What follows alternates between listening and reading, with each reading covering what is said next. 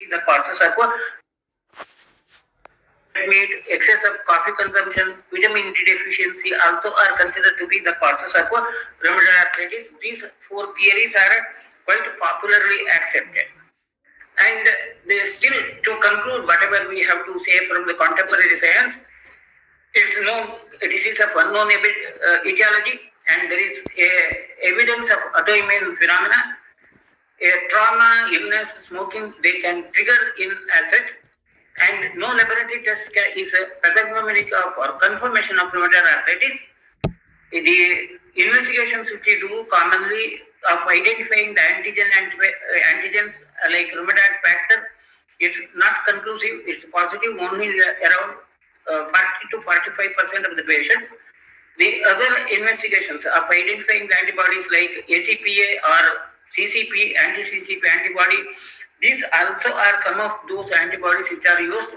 But even if you use all these investigational tools, still the confirmatory diagnosis is always critical criteria.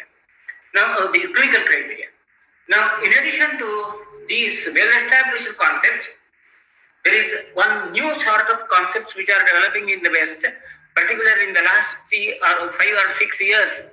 There is a new concepts developing in the Western system, contemporary system, where the relationship between the gut and the rheumatoid arthritis is being established. Lots of new researches in peer-reviewed journals are coming up, and I have given a few of those references or the journal publications which are now showing a convincing relationship between the status of the intestines and the pathology of rheumatoid arthritis. And of course, another relative thought is the relationship between the diet, the food, and the rheumatoid arthritis also is coming up.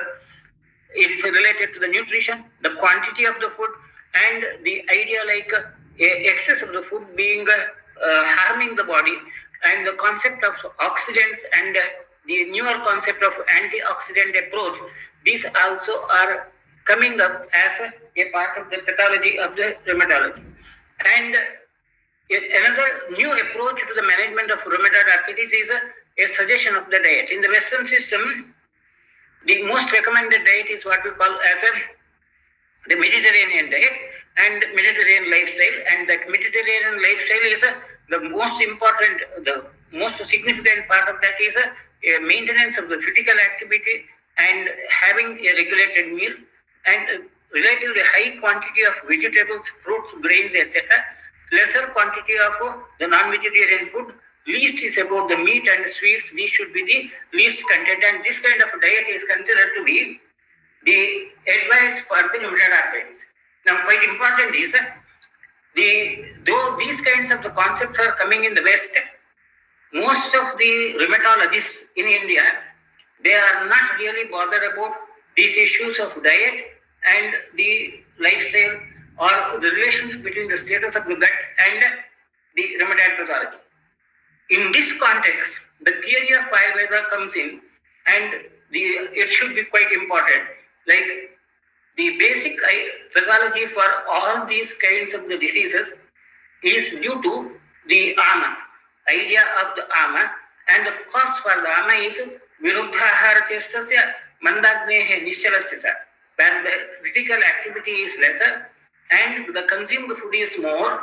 This will result in the diseases of the ama, and this will result in involvement of the different organs of the body, and it will affect the srotas, the channels of the body. Srotamsi avishyandeti. There will be excess of secretions in any of these channels. Inflammatory exudates will be formed, and this will result in the disease conditions. And wherever there is a ama, that produces the symptoms at that location. Yatrastham amam virujet tamema desham visheshya vikarajati. The disease could be of many varieties or many features, multiple features of the diseases can occur.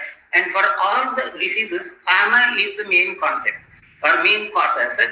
And this relation between the your consumed food, physical activity, and the disease presentation is a fact which is well established and which is absolutely practicable and used in the theory, this clinical practice is a 5,000-year-old truth. And the latest in the Western is they are trying to reinvent the wheel. That's the usual popular this comment, like to go in for the relationship of the food diet asset. From Ayurvedic point of view, we Ayurvedists should now highlight and stress upon this fact, like the relationship with the food, the diet, and the exercise, resulting in the accumulation of that so-called toxic substance. That ama is a toxic substance which could be of different category. It could be amam anarasam kechit malasanchayam. It could be the vitiated constituents of the body, or it could be the dosha, which is a causative factor for the disease.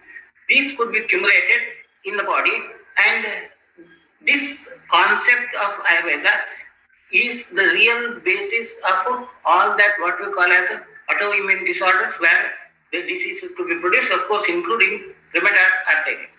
And this point, the highlight of Ayurveda will have the future value. In the future, the trend of current rheumatology will go towards the diet and exercise, etc. And at that point, we Ayurvedists should now potentiate and then present it to the world that this fact, which was it's established 5,000 years ago and used clinically for the welfare of the people, this should be now highlighted and we should be proud of that. Anyway, that's one part as such. Now coming directly to the clinical issue, as I told you earlier, a diagnosis of rheumatoid arthritis is most dependent on the clinical criteria than the investigations. The clinical criteria which are standard are: one is the morning stiffness for more than 1 hour, and a joint involvement of more than 3 joints for more than 6 weeks, and involvement of the minor joints of the hands or the legs also, minor joints. And when the presentation is symmetrical, polyarthritis with the symmetrical in the sense one joint on the left side being and a similar joint on the other side also is involved, or when there is a rheumatoid nodules, these are the most important clinical criteria to make the diagnosis. Then investigations findings like rheumatoid factor or radiographic changes of rheumatoid arthritis, they will be only supportive to make the diagnosis. So the diagnosis of rheumatoid arthritis is primarily a clinical diagnosis. Investigations are only supportive. Once the patient of rheumatoid arthritis is diagnosed, it's quite important that you need to know the status of that, so that your approach to the treatment will be methodical. And a first stage is usually early rheumatoid arthritis, where the history is for a short duration and the pain is consistent, like it's not constant. When these antibodies are seen in the blood, we consider this as second stage. And when there is a obvious stage of clinical identification, that's the third stage. When there is a gross deformity of the joint and the movement of the joint is restricted, or extra articular manifestations occur, that's considered as the fourth stage.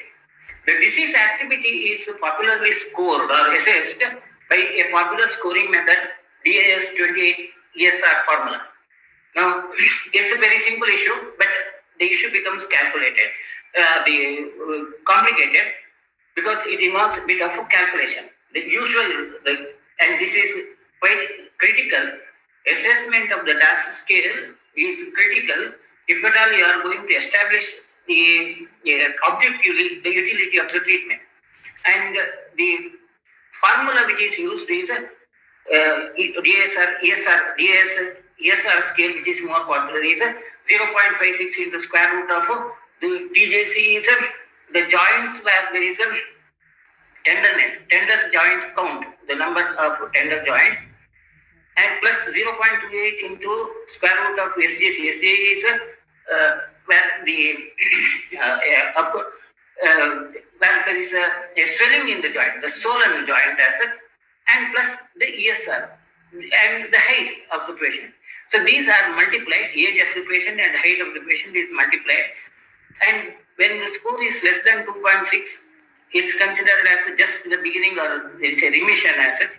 2.6 to 3.2 is considered as low disease activity. 3.2 to 5.1 is high disease activity. More than 5.1 is severe activity. Now, to calculate this DAS score, it requires a lot of trouble, mathematics, skill. So there are some easy alternatives. One of the simplest easy alternative is you have a website, www.4sdawn.com, where you just draw these, click on these images of the body where you have this involvement of the joints and enter the ESR and put in the age, like whether it's sex, female or male, and then the age of the patient is added on. Immediately you get the score. The score can be seen, and this site is free of cost. So those who are interested in having a very objective standard practice, this website can be used, and you need not go into that issue of complex mathematics. Anyway, I have just put in the screenshot of that image. You can just keep this URL 4sdawn.com DS28. Now that's about the clinical diagnosis of rheumatoid arthritis. Rheumatoid arthritis is not simply related only to the joint. It can present with the involvement of other organs of the body. The very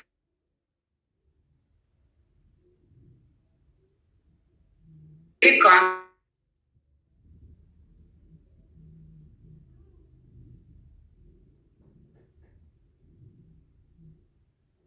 the myelopathy, where the spinal cord in the cervical area could be affected. Even eyes may have episcleritis, or there could be amyloidosis or Felty syndrome, where the deposition could occur in the parts of the body. The typical radiological investigations which you see will be either the interstitial lung disorders or the Kaplan syndrome, where you will find a haziness, extensive haziness in the lung tissue. So radiological X-rays can confirm about this involvement as such. The vasculitis is often seen with the typical presentation of the spots, reddish spots over the surface of the body, or even it can result in a severe gangrenous changes also. That also could be the complications. Nodules, rheumatoid nodules, and the deformity, typical deformity produced with the rheumatoid arthritis is a very classical, which is often called as swan neck or Bottineau abnormalities seen, which is commonly seen, and majority of the patients who come to us with these issues. In addition to this, the other type of the patients whom we see in the clinical practice, majority of the patients who come to Ayurvedic practice, they usually come in the later stage and having more complications. In addition to the rheumatoid pathology or extra-articular manifestation of the rheumatoid pathology, a good number of patients may even turn up with the psychological symptoms like depression or infection due to the reduced immunity, and multiple infections can occur. Rarely there could be the malignancy accompanied with the rheumatoid arthritis like lymphoma, lung cancer, skin cancer.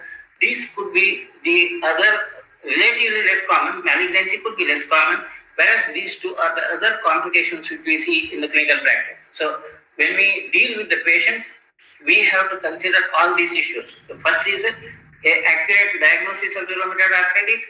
Then staging and the disease activity scale has to be assessed so that we can predict the prognosis. You will have to search for the extra-articular manifestations. Also, you have to be sure like whether there is any other complication which requires a specific attention or not. In all rheumatoid arthritis, in general, in addition to these, one of the other frequent complications is the life expectancy in rheumatoid arthritis is expected to be lesser than the average. So rheumatoid arthritis patients are expected to have more early disease complications, and the expected life period is shorter in such conditions. This fact has to be known.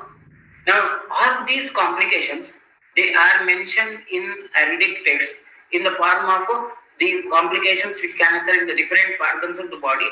Either it could be the joint abnormality like Sankocha Parvanam Stambha, the abnormalities present in the joint, or there could be the systemic complications like Garbha Shukra Rajo Nashaha, Spandanam Gata Suttata, Shirao Nasakshi Jatrunam Rivaya Stapikundam, the cervical myelopathy. भेदः तोग अर्पिः आक्षेपः मोहश्च आयासेव च reduce immunity produced due to these conditions. So the details which are given in the Ayurvedic texts are as good as, or rather more detailed than what we see in the present day situation. Now, once you see a patient of rheumatoid arthritis, the investigations which may be required to confirm as well as to assess the prognosis would be that ESR, that's common CRP levels, and the rheumatoid factor SA, anti-nuclear antibodies, or anticyclic ACPAs, these also could be the one. Now, coming to the ideas of treatment in the context contemporary systems, my purpose is not to criticize or the other way, but we have to know like what are the factors we have available and the trend as such. Trend about the treatment of rheumatoid arthritis in the contemporary system is changing quite significantly in the past few years. In 1900s, that early 20th century, it was ASA, that aspirin, then came the gold, and then the HQ and steroids in 50s, which became quite popular, and then gradually the popularity of these are reduced, and the latest trend is immunomodifying drugs like tafasitamab or so on, which is quite costly. And interestingly, majority of our rheumatologists in India, they are still in this level of HQ and steroids, whereas the universe, the world has moved towards in the 2000, even the latest would be to the tafasitamab, which is of course quite costly also, not yet available as such. So anyway, that's about the what you see in the contemporary system. From Ayurvedic approach, when I deal with patients, my prescriptions of the rheumatoid arthritis patient would be depending upon the clinical identification of the doshas. Amamata with the Vatadika Amamata, I would be considering with the clinical signs like when you have Angamarta or Alasyam Garom Tamaha Apakaha Shunatanganam, when you have more of pain and the gastrointestinal tract symptoms like Aruchi, anorexia, my prescription would be Kaishara Gokulum Mrutyunjaya Masarista. When there is a Pitta Lakshana, the more of inflammatory signs where the patient would have fever or local hyperemia in the joints, Sadaha Ragamcha, when there is hyperemia in the joints, which is suggestive of a Pittadika Amavata, my treatment will be Kaishara Gokulum Mrutyunjaya Manjistadikwata. When there is more of swelling and lesser intensity of inflammation, accumulation of the fluid, like Kaphadushti Lakshanas, Stimita, rigidity is more. My usual prescription would be, in addition to Kaishara Mrutyunjaya Masarista, I may prescribe Chitrakadivati. One of the very common prescription which we use in our hospital is Agni Chikitsa. Agni Chikitsa is an application of many Tikshna Dravyas over the surface of the body, as well as the Tikshna Dravya even internally, along with the severe dietary restrictions where the patient is given only ganji, that light food. Or Ksharabasti. Ksharabasti also is another useful remedy which gives a huge benefit. Now, this kind of approach gives a very significant benefit. Disease activity can be modified comparatively rapidly. Disease activity score can be reduced rapidly in such with this kind of an approach. When there are certain conditions which we consider as difficult to treat cases, and those difficult to treat cases, I usually consider patients who have a high score, DS score of more than 5.1, when the joints have become fibrous, there is an extraarticular manifestation, when there is a comorbidity. In such conditions, the juvenile arthritis, the treatment would be slightly varying from the usual prescriptions, and my prescriptions would be, in addition to those basic prescriptions like Kaishara Mrutyunjaya, I may prefer to use the Brahmana Aushadhis like Ashwagandha or Abrakabhasma Tapyadi, or rarely Suvarna Bhasma in very severe cases where there could be a multiple systemic infection. Suvarna Bhasma is used. Or in very chronic conditions where there is a tendency to have that rigidity and the deformity of the joint, I may prefer Vilechana. When there is a significant destruction of the joint, I prefer Yapana Basti as such.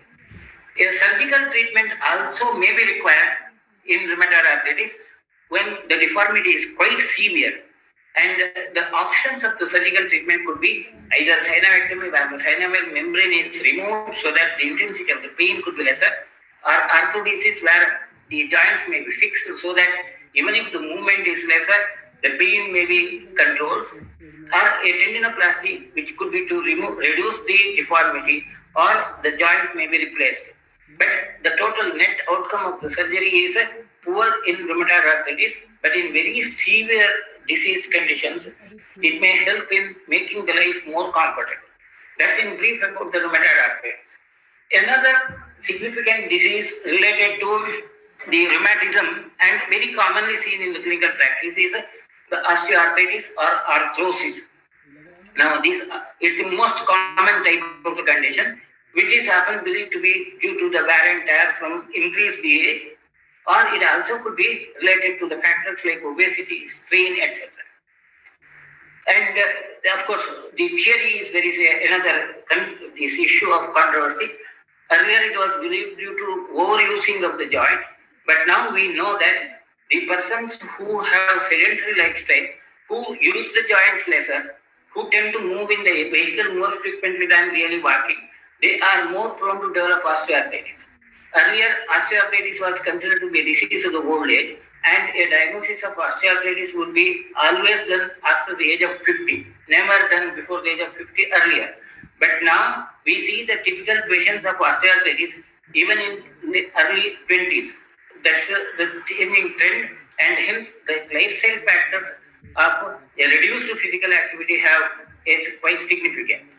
In addition to these, the primary factors, osteoarthritis also could be triggered due to other disease entities like rheumatoid arthritis, gouts, or the trauma as such. Now, the usual presentation of the osteoarthritis is involvement of the major joints, where the initial symptom will be achy pain, which is increased by the users as such. Whereas in some of the patients, the presentation may not be the pain as the major issue. Instead, reduced range of movement with the crepitus could be the other presentation. Or the other presentation could also be stiffness during rest, simply that the patient may have or better this movement, but during rest he may have a stiffness, which also could be a typical presentation of the osteoarthritis. And in that condition, there is always a confusion with rheumatoid arthritis and osteoarthritis. The differences would be made out by a thorough clinical examination, or at times it could be by the investigations.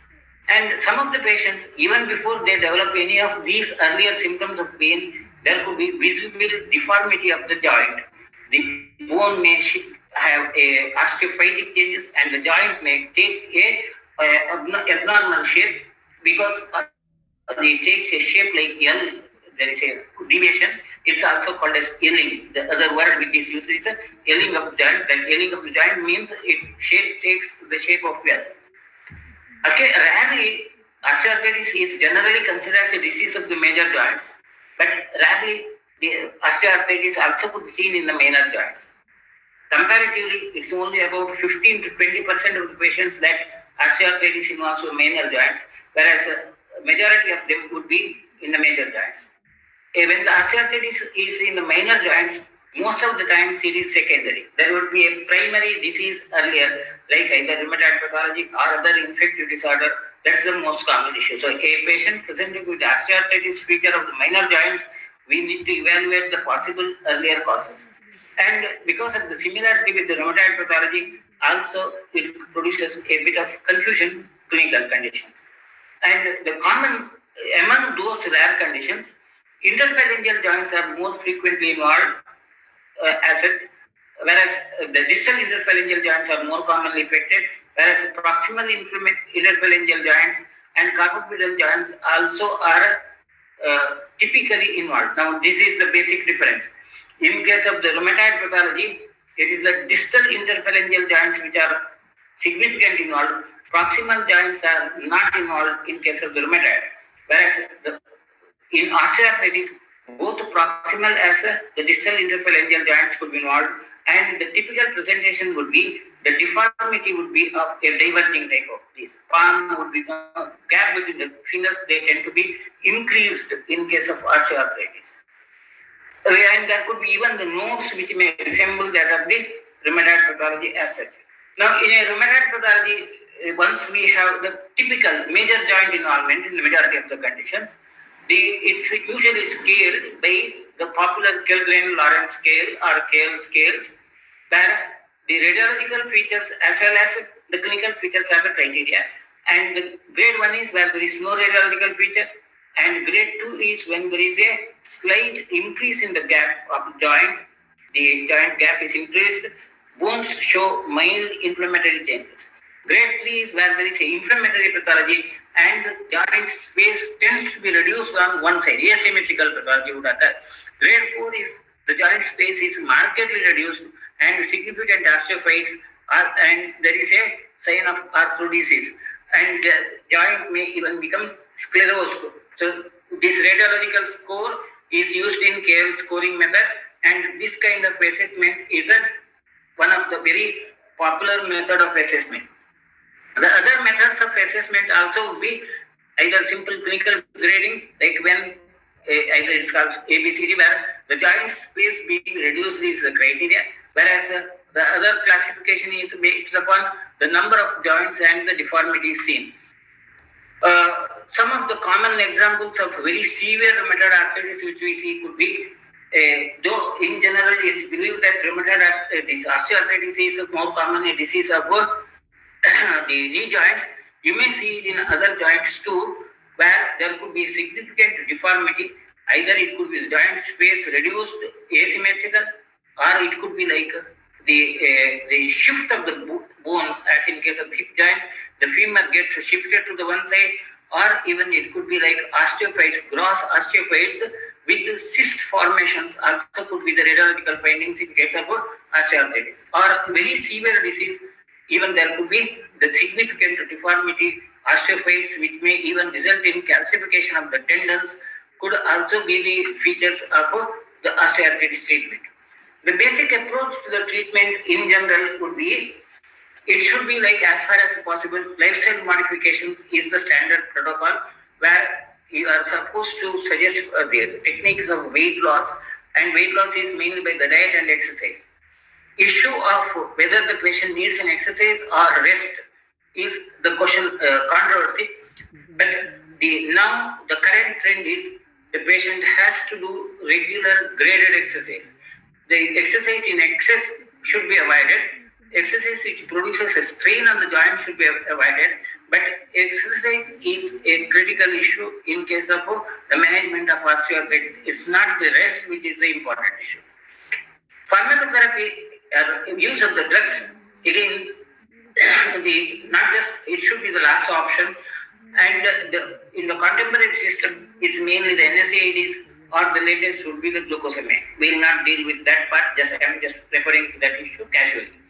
The other supportive therapy like the braces, kneecap, etc., they could also be used, and it could be the surgical treatment or interventional treatment also. Interventional treatment like where intraarticular injections, surgical treatment like arthroscopy or arthrodesis, or the last would be the joint replacement. One of the very common methods which are used in Ayurvedic treatment would be application of some local counter-irritant substances. Now that counter-irritant substances will be always having some harm to the patient. We'll come to that part again. Now from Ayurvedic approach point of view, I would be considering these osteoarthritis diseases either as astigata vata, where the patient would have the typical features of a metabolic pathology, where the patient would have the vegaha astiparvanam. There will be a significant deformity of the joint. At the same time, there is a tendency for the atrophy of the muscles. And these are the typical of the astigata vata, whereas a budagata vata would be Janga Guru Trika Parsha Rogo Shesho Budastite Hrinapi Parsha Udar Krishna Udgara Vishwachika. It's common in case of the secondary osteoarthritis would be the Budagata Vata. And when Pitta Vyana, which also can be considered, where the lifestyle factors like the excess of exercise can be a cause. So I would be considering osteoarthritis mainly under these three categories, either Rastigata Vata or Budagata Vata or Pittavata Vata, and accordingly the treatment would be of slightly different variety. Now, or when there is a very gross deformity, the fourth degree rheumatoid, these osteoarthritis conditions, that's the Kroos-Tukhachevsky, which is considered as asathya. Now, the choice of the treatment, when it comes to a question of treatment, one popularly used common drug is the Google. The different Google yogas are used in case of the Astigata Vata. It's again the issue of controversy. Google by its guna of Ruksha guna, it should be Vata Prapopaka. But in case of Astigata Vata, Kosta Sandigata Vata, Google is suggested as a standard treatment. I will not go into that, the controversy issue as such. To make it very brief, and the approach to the treatment would be, when a patient comes to me based upon the same basic principles of either Rastigata or Budagata Vata, I would be categorizing the patients mainly under three categories. The Shula Pradhana, where the pain is a major issue of presentation, commonly of the Pittavata Vyana Lakshana. In that condition, my prescription would be Yogaradi Kulu, Vishnusti or Mrityunjaya Rasa or Avipattika Churnayasa, Anuloma Antavya, which treats the movement of Vata in the proper manner.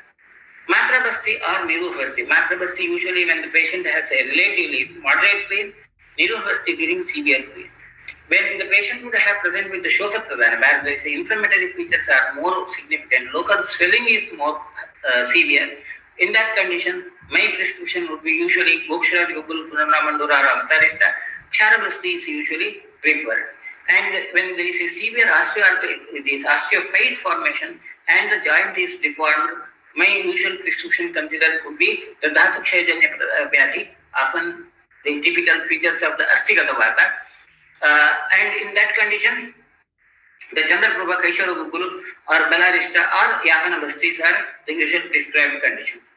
Diet and exercise are the quite significant and most important factors of the treatment there. And quite important is counter irritants and fermentations. They are not to be prescribed, which is more commonly prescribed whenever a patient goes to Ayurvedic physician. The common prescription would be some oil applied, and particularly the liniments, which are of different varieties of liniments which contain irritant substances are used. With this, when you apply over the surface and rub that, that would be producing more harm in terms of increasing of the circulation, and the osteophyte formation will be faster, though it produces a temporary relief of pain. In all cases of the degenerative diseases, a temporary relief of the pain can harm the patient in long run because the pain protects the patient. So this fact has to be considered as such. Now that's about the osteoarthritis. Next set of the condition which we will discuss would be the gouts and related to the gout. Conditions related to the gout, which is again the next common and quite frequently common conditions. Gouts is not simply often it is said that gouts is always related to the uric acid, and a raised uric acid level would be always resulting in the gout. This is what the popularly believed, but it's not only that much. The uric acid is and has a higher value or higher significance from the clinical point of view. The origin that the uric acid is produced from the body during the metabolism of the nucleic acids, as well as it's also produced from the diet as such. Hyperuricemia, that increased uric acid level, is not only about the gouts and joint pathology. It can result in many other systemic disorders. And this is another of the newer developments which is well known and which is established with the different research protocols. I have given you a few of those publications, peer-reviewed publications, where the relationship of the hyperuricemia with the metabolic disorders is well established. Now, the important is the summary of all those papers is that a high level of fructose diet, that's a diet which contains more of purines and particularly red meat-like substances, when it results in increased uric acid, and increased uric acid level would produce, even can be a cause for obesity, insulin resistance, even elevated blood pressure, or it can be producing dyslipidemia, as well as it can produce endothelial dysfunction, it's systemic inflammation of oxidative stress, cardiovascular disorders, renal diseases also could be produced due to increased serum uric acid. Increased serum uric acid or hyperuricemia is now has become a global issue. In many countries, the incidence is quite increasing, including the Asian component. The Asian area, the level of uric acid level is increasing higher. So hyperuricemia, where you may not have a typical presentation of the gout, is one condition. The typical presentation of the gout would be when there is a huge painful nodule, not necessarily in the pada, it's not necessarily in the toe joints. Of course, the controversy is about the same. Padayoh moolamastaya kadaji hastayorabi is not necessary that it should be in the foot, it could be anywhere. And the typical severe inflammation and having a collection of the fluid, and if at all you tap a gout swelling, the fluid which is collected will be quite thick and whitish colored, thick latex-like substance could be collected, and this is the typical clinical presentation of the gouts. Causes, among the well-known causes of the gouts, hyperuricemia is sweetened beverages like your Coca-Cola, Sprite, and so on. These are now well-known causes for the hyperuricemia, and that's the quite important issue. Now, from the treatment point of view, I would consider that hyperuricemia as well as the gouts as the different stages of Vatarakta. It could be where the patient may have a significant deformity when there is a severe, the Gambhira Vatarakta, or it could be Uttana Vatarakta. And my prescriptions would be usually Kaishara Gugul Mrityunjaya Manjistavik Vata and the Manjistavik Sharabasti with the Agni Chikitsa is the usual conditions. In addition to that, there are many you can, from Ayurvedic point of view, many of herbal substances are studied with as the remedy for the uricemia, hyperuricemia. The uricosuric effects of many Ayurvedic drugs are studied, and you have many publications. I have just collected a few of those which could be used in the dietary factors. A leaf which is used for curry leaf, the ginger, cuminum, or the japa kusuma. These are well known, and these could be part of the diet. So we may recommend these to the patients with hyperuricemia, which is commonly used in Indian kitchen situations. These three are commonly used. Of course, japa kusuma may not be commonly used, but these are certain of the substances which could be used as such. Now, the last point is when we say like the immunological diseases and the rheumatism, it's not only related to the joints and bone pathology, it could be the other organs also, body also. Because of the time limitations, we will not go into the detail. I will just summarize, like when the autoimmune disorders involve the skin and subcutaneous tissue, that's the typical of the Tvaggata Vata, where you will have the Tvagruksha, Sputita, Sukta, Krishna, which is the scleroderma. When it involves the Raktagata Vata, where you will have the Rujaha Tivraha, Sasantapa, Vaivarnyam, Krishalaruki, Arum Shijat, ulcers formation, that's the typical of vasculitis. When it involves the Mansa and Medo, it's the typical presentation of the myositis. So all these varieties of the immunological conditions can be considered as the varieties of Amavata, and the principles of the Amavata can be applied in all these cases. And with this, I'll conclude.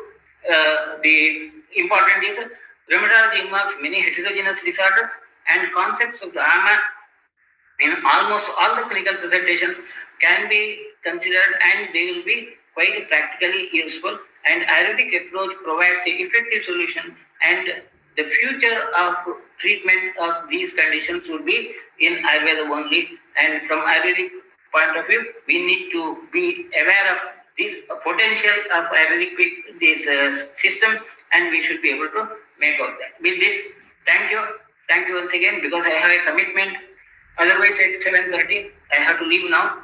I have some other commitment. If there are any questions, I may be able. Maybe few of questions I may try. Okay, thank you so much, sir, for the very informative session. Now, over to participants. You may just put your queries in the chat box, please. I don't have much time now. I have some other commitment. I have to go. So, okay, fine. Then we'll leave it. No? Thank you. Sam, one question. I don't see any question in the chat. There is one. How to differentiate between initial severe pain of joints from Vatarakta or Amavata? Of course, the clinical course of gouts would be, there could be a severe pain and it tends to shift from one joint to the other. Whenever there is episodes of pain, it may not be in the same joint and the joint involved would be deformed. And characteristically, the gout should be presentation with the asymmetrical. Rheumatoid pathology will be presenting with usually the symmetrical presentation and minor joints are involved. And rheumatoid pathology will not present with the severe inflammation in the beginning. I think that's the question which is answered. And of course, investigations like all the investigations would be study of antigens, antibodies also is important, right? Okay. Agnilepa ingredients, of course, there is another question, some Agnilepa ingredients, which is regularly used in our SDM hospital. We use 8 of the plant, these green plants, and then 7 of the dried plants. The wet plants, they involve about the Agnimantha, mainly is Agnimantha, then the Shigru is another one, and of course, and then Shunti, and these are the drugs which are used as it. Next is, there is another question like having calcium level is low and having osteoarthritis. See, calcium level being low is not an important issue. So supplementing calcium would not help in patients of osteoarthritis because it's not the calcium level which is important issue. It's about the calcium metabolism. So if the calcium cannot be metabolized and deposited in the bone, that results in the osteoarthritis. And in that way, Ayurvedic treatment is always more useful from that point of view than providing the calcium. Then there is another question. Please suggest a prescription for severe joint pain in any condition of a joint disorder.